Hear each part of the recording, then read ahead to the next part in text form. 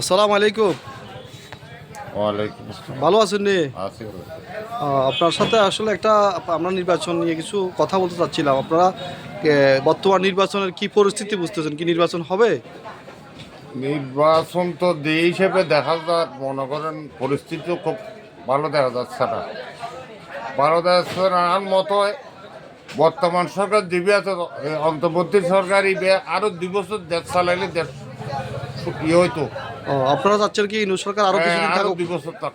যাক আলহামদুলিল্লাহ। এখন বর্তমান যে তফসিল ঘোষণা হয়েছে নির্বাচনের জন্য, ফেব্রুয়ারির 12 তারিখে নির্বাচন হবে। আপনারা চিন্তা ভাবনা করতেছেন কাকে চাচ্ছেন, কে এবার নির্বাচনের দুটি দল, বড় দল, বর্তমান বাংলাদেশ জাতীয়তাবাদী দল এবং জামাতে ইসলামী, এই দুইটা দল থেকে কাকে পছন্দ করতেছেন আপনারা?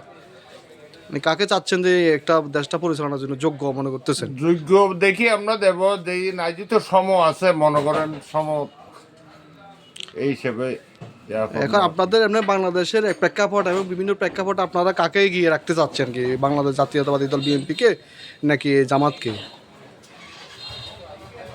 আপনাদের জরিপ, আপনাদের মতামতটা কি, আপনারা ওপিনিয়নটা দিবেন, আপনার মতামতটা দিবেন যে না আমি অমুক দলটা, মোটামুটি অমুক দলটাকে সবাই ভালো বলতেছে বা সবাই সাপোর্ট দিচ্ছে, এরকম। পরিবর্তন চান না নতুন চান? পরিবর্তন বলতে এখন বিএনপি তো বহুত পুরানা দল, বিএনপির জনসমর্থন আছে কিন্তু হুম হুম হুম।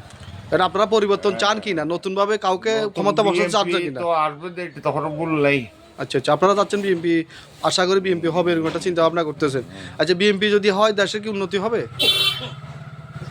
বিএনপি আইলি তো দেশের কিছুটা আগেও ছিল, তো এখনো হবে। আচ্ছা আচ্ছা, তাহলে আপনার মতামত হচ্ছে বিএনপি এগিয়ে আছে বর্তমান প্রেক্ষাপটে। ধন্যবাদ আপনাকে আপনার মতামত দেওয়ার জন্য। আবার কখনো যদি দেখা হয় অবশ্যই কথা হবে ইনশাল্লাহ। আসসালামু আলাইকুম।